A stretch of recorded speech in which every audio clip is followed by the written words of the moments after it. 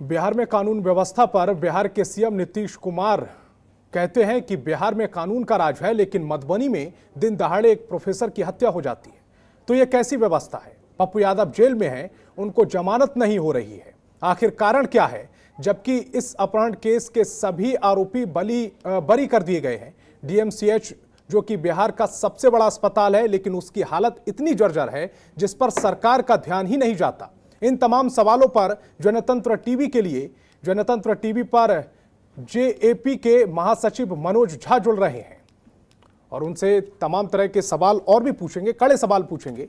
सवाल बिहार की सियासत से जुड़े होंगे, सवाल सुशासन से जुड़े हुए होंगे और सवाल यह भी पूछेंगे कि आखिर पप्पू यादव की जमानत क्यों नहीं हो रही है।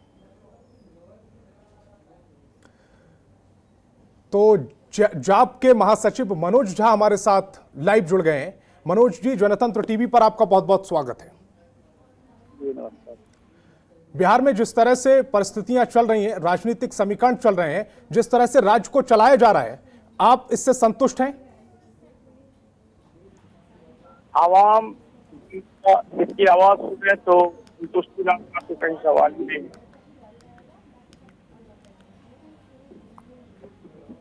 सर, आवाज मिल रही मेरी? हाँ, आपकी आवाज आ रही है। बिहार में जिस तरह से इस समय सरकार चल रही है, सुशासन का दावा किया जा रहा है, लेकिन जिस तरह से अपहरण केस चल रहे हैं, आरोपी बरी किए जा रहे हैं और एक कद्दावर नेता को जेल में डाल दिया जा रहा है, इस व्यवस्था से आप खुश हैं? ये क्या आपको लग रहा है कि यहाँ की आवाम और जनता की आवाज सुनने के बाद कोई जो है वो जनप्रिय नेता के जो पप्पू यादव जी के पार्टी है, उनके हम महासचिव हैं और ये मतलब कि हम खुश हो सकते हैं? आवाज, जनता की आवाज, आवाम की आवाज हम जो है वो आप तक पहुंचाते हैं कि किसी तरह ये सरकार अपने रवैया को ठीक करे और जो भारी मतों से विजयी होकर सरकार में वो आए हैं, तो कम से कम उनका जो सुरक्षा, जान मान की जो हानि है या जो मेडिकल सुरक्षा है, क्योंकि कैंटीन का भी समस्या चल रहा है, इसमें तो एक साथ मिलकर इस समस्या का जो है वो निष्पादन करना चाहिए। तो ये लोग अपने अपने कुर्सी के स्वार्थ में एक दूसरे को मारने काटने पर लगे हुए हैं, गलत चीज में फंसाने पर लगे हुए हैं। तो आप क्या समझ सकते हैं कि कितनी संतुष्टि होगी?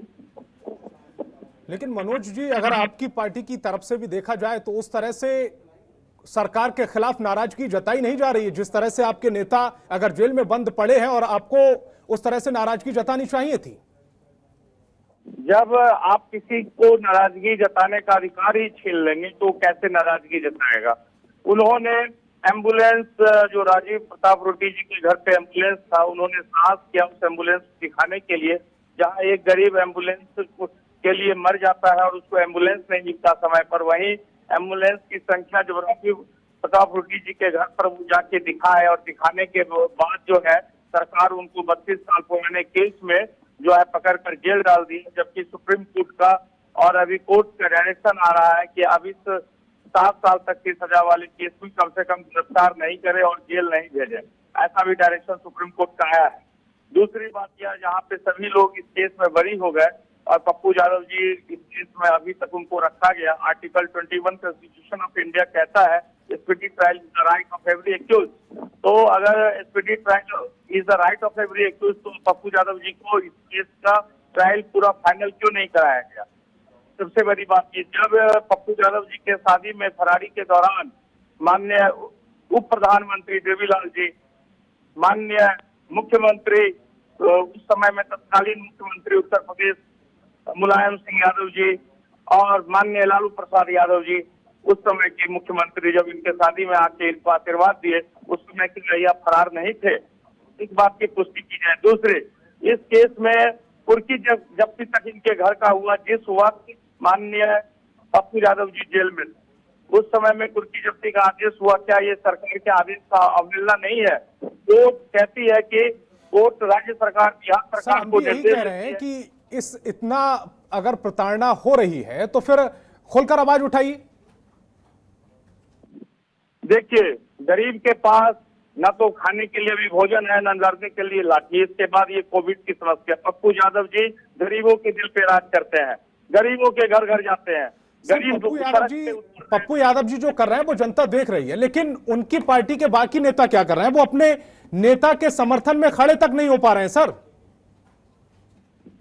देखिए, ऐसी बात नहीं है कि इनके पार्टी के लोग कुछ नहीं कर रहे या नहीं आना चाह रहे। अभी आपका 1 मिनट पहले आपका बयान था, आपने अभी 1 मिनट पहले बोला है कि सरकार हमें कुछ करने ही नहीं दे रही। सरकार अगर आपको करने देगी, अगर विपक्ष को सरकार करने देगी तो सरकार चलेगी कैसे? विपक्ष को अपना काम करना पड़ेगा, सरकार को अपना काम करना पड़ेगा। बिल्कुल सही बात है, लेकिन हमें सरकारी नियमों का, आदेश का हम लोग पालन भी करते हैं। जो कोविड-19 का भी रेस्ट्रिक्शंस है हम लोगों के ऊपर, उसका भी पालन करते हैं। और किसी तरह जो अभी कोविड-19 प्रभावित नहीं हो, जो लोगों के सुरक्षा के लिए, कोविड-19 के लिए जो सरकारों ने कदम उठाया है, जैसा भी है, उस चीज को देखते हुए हम लोग अपनी आवाज को बुलंद कर रहे हैं कि हमारी आवाज इनके जो आम आदमी है, आम नागरिक है, उनके लिए है, ना कि हमको। मेरे पास वक्त की कमी है, मैं आपसे एक आखिरी फाइनल कमेंट्स लेना चाहता हूं। पप्पू यादव केस में आगे आपकी जो पार्टी है उसकी क्या रणनीति है? देखिए, रणनीति क्या है? रणनीति तो यह है कि सरकार के द्वारा जो दलील कोर्ट में दिया जा रहा है और इनके अपील को रिजेक्ट कराया जा रहा है, वो बिल्कुल असंवैधानिक है। वो गलत रिपोर्ट दे रहे हैं कोर्ट में, सरकार गलत रिपोर्ट दे रही है। इस रिपोर्ट के खिलाफ हाईकोर्ट में जाएंगे, और अगर सरकार हमारे दलीलों को सही तरीके से कोर्ट में पेश नहीं किया ईमानदारी के साथ, तो सरकार को पलट के रख देंगे। सरकार को पलट कर रख देंगे, एक बड़ा बयान इस समय मनोज झा जाप के महासचिव ने दिया है। सर, आप हमारे साथ जुड़े, आपका बहुत बहुत शुक्रिया। खबरों के निष्पक्ष विश्लेषण के लिए सब्सक्राइब करें Janatantra TV and press the bell icon. Never miss any update.